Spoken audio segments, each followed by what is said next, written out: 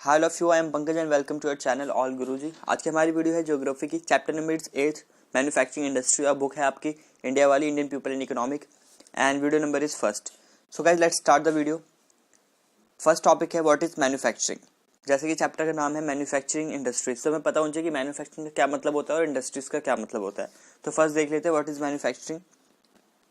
The mechanical and chemical transformation of organic and inorganic raw material into finished goods of higher value to sale in the local and distance market। यानी कि mechanical और chemical transformation किसी भी organic और inorganic चीज़ों की, और जब उसको आप फिनिश गुड में प्रोड्यूस कर देते हो तो उसे आपको क्या होता है, बेचना होता है अपने लोकल मार्केट में या डिस्टेंस मार्केट में। डिस्टेंस मार्केट का मतलब है लाइक आप दिल्ली में प्रोडक्शन कर रहे हो तो मुंबई में या गुजरात में कहीं भी बेचते हो तो डिस्टेंस मार्केट, और लोकल मार्केट जो आपके आसपास है और जो आपके इजिली आप वहाँ पे पहुंच सकते हो वो होते हैं आपके लोकल मार्केट। तो सेकंड पॉइंट है, second topic is what is industries. अब देखते हैं इंडस्ट्रीज क्या है। तो industry refers to an economic activity, it is concern with production of goods, extraction of minerals and provision of services. Industries एक ऐसी इकोनॉमिक एक्टिविटी है जिसमें कि आप प्रोडक्शन ऑफ गुड करते हो, या तो प्रोडक्शन ऑफ सर्विसेज होती है, या तो फिर आपकी जो एक्सट्रैक्शन ऑफ मिनरल्स, यानी कि प्रोडक्शन ऑफ गुड, यानी कि मान लो कुछ आप बना रहे हो लाइक शुगर की फैक्ट्री है या क्लोथ्स है, क्लोथ्स आप बना रहे हो तो वो प्रोडक्शन ऑफ गुड्स है। उसके बाद सर्विसेज लाइक जो मैं आपको सर्विसेज दे रहा हूँ, या डॉक्टर की सर्विसेज होती है, टीचर की सर्विसेज होती है, वो होती है आपकी सर्विसेज।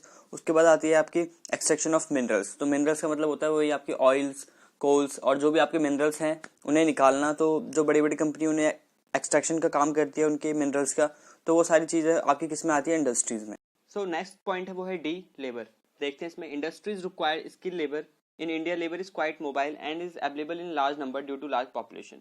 अब जो इंडस्ट्रीज है उसे स्किल लेबर की जरूरत होती है, तो इंडस्ट्री क्या करती है, इंडिया के पास आती है। इंडिया में एक काफ़ी अच्छी बात है इंडस्ट्रीज के लिए कि यहाँ पे जो पॉपुलेशन है काफ़ी ज़्यादा है। अब हाई पॉपुलेशन होने के कारण जो लेबर है आपको ईजिली मिल जाते हैं, क्वाइट मोबाइल होते हैं। कहीं भी चले जाओ, किसी भी रीजन में आप इंडस्ट्री लगा लो, जो लेबर है ईजिली आपको मिल जाएंगे, और उनकी जो रेट होती है, जो इनकी जो वेजेस होती है काफ़ी ज़्यादा चीप होती है, तो इन्हें ज़्यादा प्रॉब्लम नहीं होती। तो इंडस्ट्री सबसे ज़्यादा जो कह सकते हो इंडस्ट्री के लिए सबसे इंपॉर्टेंट पॉइंट है वो है labour. Next topic is fifth, integrated steel plant. अब स्टील प्लांट क्या है उस बारे में पढ़ेंगे, कौन कौन से हैं देखते हैं। फर्स्ट है आपका टिस्को। टिस्को में फर्स्ट पॉइंट देखते हैं, Tata iron and steel plant, यह इसका full form. Lies very close to the Mumbai Kolkata railway, बहुत क्लोज है, बहुत पास है मुंबई और कोलकाता रेलवे के। Second point is the river Subarnarekha and Kharkai provide water to the plant. अब ये जो प्लांट है स्टील प्लांट, से पानी भी चाहिए, तो जो पानी कौन प्रोवाइड करता है, ये आपके river. Point number third is the iron ore for the plant is obtain from Noamundi and Badam Pahar. अब जो आयरन ओर है वो कहाँ से मिलता है आपको, नोयामुंडी और बादाम पहाड़ से। Point number fourth is coal is brought from Joda mines in Orissa, coking coal come from Jharia and west Bokaro coalfield. So next topic is sixth, Rourkela steel plant. ये देखते हैं। फर्स्ट पॉइंट देखो इसमें, the Rourkela steel plant was set up in 1959 in the Sundargarh district of Orissa in collaboration with Germany. जो Rourkela steel plant था वो setup हुआ था 1959 में, और ये एक कोलैबोरेशन था जर्मनी के साथ। Second point is it is receive coal from Jharia Jharkhand and iron ore from Sundargarh and Kendujhar. ठीक है, जो यहाँ पे कोल है वो मिलता है आपका झारखंड से और सुंदरगाह एंड केंदुझर से। Point number third is Hirakud project supplies power for the electrical furnace and water is obtained from the coal and Sank river। ठीक है। Next topic is seventh, Bhilai steel plant. ये देख लेते हैं। फर्स्ट पॉइंट है the Bhilai steel plant was set up या was established with Russian collaboration in Durg district of Chhattisgarh and started production in 1959। जो Bhilai steel plant है वो आपके एस्टैब्लिश हुआ था, ये एक रशियन कोलैबोरेशन थी। ठीक है, एस्टैब्लिश हुआ था, मतलब जो उसकी प्रोडक्शन स्टार्ट हो गई थी 1959 में। Point number second is the iron ore comes from Dhalli Rajhara mines, coals come from Korba and Kargali coal field. Third point is the water comes from the Tandula dam and the power from the Korba and thermal power station. Next topic is eighth, Durgapur steel plant. First point है इसमें, Durgapur steel plant in West Bengal was set up in collaboration with the government of the United kingdom and start production in 1962। इसकी जो production हुई थी start हुई थी 1962 में, और कोलैबोरेट हुआ था ये गवर्नमेंट ऑफ यूनाइटेड किंगडम के साथ, तब जाके ये दुर्गापुर स्टील प्लांट बना था। Next point is second, the plant lies in Raniganj and Jharia coal belt and get iron ore from Noamundi. Third is power and water is obtain from the Damodar valley corporation. Next topic है ninth, Bokaro steel plant.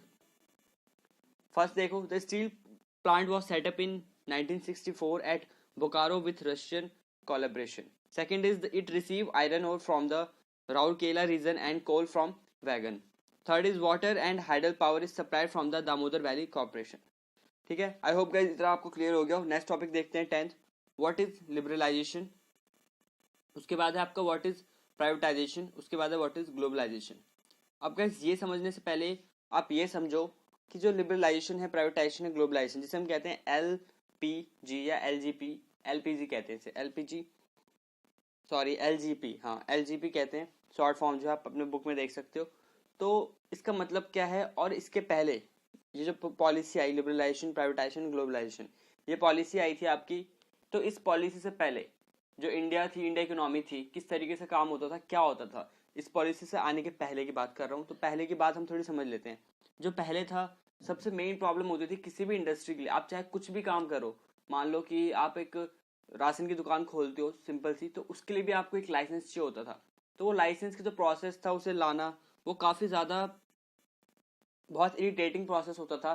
तो मान लो simple सी बात है, कोई भी बंदा अगर किसी भी टाइप का बिजनेस करना चाहता है तो उसे गवर्नमेंट से बहुत सारी पॉलिसीज होती थी, उसकी लाइसेंस लेने पड़ते थे. तो बहुत बहुत टेंशन का काम था. तो जो इंडिया की इकोनॉमी थी उसमें बहुत कम ऐसे लोग थे जो बिजनेस करना चाहते थे या कर रहे थे.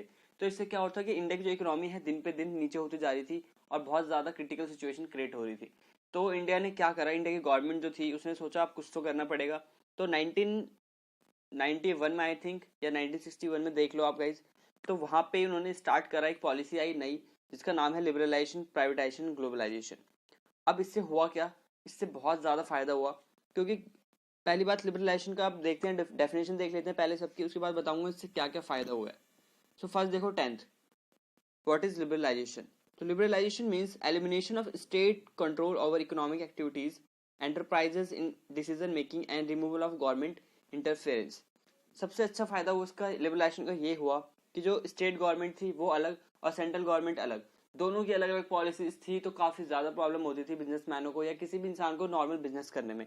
तो इस लिबरलाइजेशन के आने के बाद से क्या हुआ, ये जितनी भी पॉलिसीज थी, यानी कि जो स्टेट गवर्नमेंट है, सेंट्रल गवर्नमेंट है, वो आपके जो काम है उसमें ज्यादा दखल अंदाजी नहीं करेगी, आपको ज्यादा परेशान नहीं कर सकती. वहां से जो गवर्नमेंट इंटरफेरेंस होते थे उसे पूरी तरीके से हटा दिया गया. और जो डिसीजन है जो भी है, आप अपने आप, जैसे मान लो आपका खुद का बिजनेस है तो उसमें जो भी डिसीजन है वो खुद करोगे आप. आपके पास एक हक हो गया था कि हाँ, अब उसमें गवर्नमेंट ये नहीं कहेगी कि आपके पास ये नहीं है वो नहीं है. हाँ, जो इलीगल है वो इलीगल है, बट जो भी लीगल प्रोसेस है वो आप इजिली कर सकते हो, ज्यादा गवर्नमेंट इसमें ज्यादा दखल अंदाजी नहीं कर सकती. तो ये था सबसे बड़ा फायदा लिबरलाइजेशन का. नेक्स्ट देखो 11, व्हाट इज प्राइवेटाइजेशन. तो इसकी डेफिनेशन देख लेते हैं.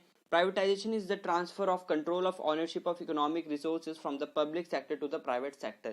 यानी कि प्राइवेटाइजेशन का मतलब है सिंपल कि जो गवर्नमेंट, जो मतलब पहले गवर्नमेंट के पास सारे वो होते थे, जितने भी काम होते थे, जिन्हें लगता था गवर्नमेंट को कि ये इलीगल है या इलीगल नहीं भी है, तो वो ज्यादातर क्या करती थी, गवर्नमेंट अपने पास रखती थी सारे काम. मतलब जो भी, अगर मान लो कि मिल्क प्रोडक्शन है, मिल्क जो बन रहे हैं, वो ज्यादातर गवर्नमेंट खुद करती थी. जो आपको पता होगा मदर डेयरी, तो पहले अमूल जैसे जो प्राइवेट वो है कंपनी, ये नहीं आई थी, तो क्या करती थी, खुद ही काम करती थी सारा. जो भी उन्हें लगता था कि इसमें ज्यादा प्रॉफिट है या कुछ भी है तो खुद सारा कर लेती थी. आप कुछ नहीं कह सकते, उन्हें मना नहीं कर सकते. आपसे अगर आप कुछ काम कर रहे हो तो आपसे गवर्नमेंट आके वो काम छीन सकती है अगर उसे लगा कि इसमें प्रॉफिट हो रहा है या कुछ भी हो रहा है. तो प्राइवेटाइजेशन आने के बाद ये हुआ कि जितने भी प्राइवेट लोग थे, जितने भी मतलब प्राइवेट इंडस्ट्री थी, उनके पास अब हक आ चुका था कि वो भी अपनी अलग से इंडस्ट्री स्टार्ट कर सकते हैं. फॉर एग्जाम्पल ले लो आप मदर डेयरी और अमूल. अमूल आया, अमूल के पास फिर ये हक हुआ प्राइवेटाइजेशन आने के बाद कि आप जो भी कंट्रोल है, जो भी जो गवर्नमेंट वो कह देती है कि नहीं, गवर्नमेंट आपसे ले लेगी, वो अब नहीं हो सकता. लाइक मान लो कि अमूल कंपनी स्टार्ट होती है, अमूल कंपनी जब स्टार्ट हुई तो गवर्नमेंट अब ये नहीं कह सकती कि अमूल कंपनी में प्रॉफिट दिख रहा है बहुत, तो गवर्नमेंट ये नहीं कह सकती कि मैं अब ये कंपनी आपसे ले लूंगी, नहीं. बट जब प्राइवेटाइजेशन नहीं था तो ऐसा हो सकता था. तो प्राइवेटाइजेशन के बाद ये बहुत बड़ा फायदा हुआ. Point number 12 is what is globalization. Globalization की डेफिनेशन हम सबको पता है, एक बार देख लेते हैं. The process by which business और other organization developed international influence और start operating in on international scale. Simple सा मतलब है, जब एक देश दूसरे देश से आपस में कुछ भी हो, गुड्स एंड सर्विसेज लेन देन कर सके, उसे हम कहते हैं ग्लोबलाइजेशन. मतलब पूरा वर्ल्ड आपस में कनेक्ट हो जाता है इन टर्म ऑफ ट्रेड. मतलब ट्रेड कर सकते हो आप किसी भी कंट्री से, कभी भी, कैसे भी. तो ग्लोबलाइजेशन का सबसे बड़ा फायदा क्या हुआ कि एक तो फॉरेन इन्वेस्टमेंट आने लग गए. फॉरेनर जो भी थे, फॉरेन इन्वेस्टमेंट अगर करना चाहता था कोई इंडिया में, क्योंकि इंडिया के पास देखा जाए तो रिसोर्स की कमी है नहीं, बस कमी है तो टेक्नोलॉजी की। तो फॉरेन इन्वेस्टमेंट कहती थी कि फॉरेन जो भी इन्वेस्टर थे कि हम टेक्नोलॉजी लाएंगे, हम रिसोर्स निकालेंगे, उसके बाद जो भी प्रॉफिट होगा वो आपस में बांट लिया जाएगा, जो भी उनके शेयर होंगे उस हिसाब से।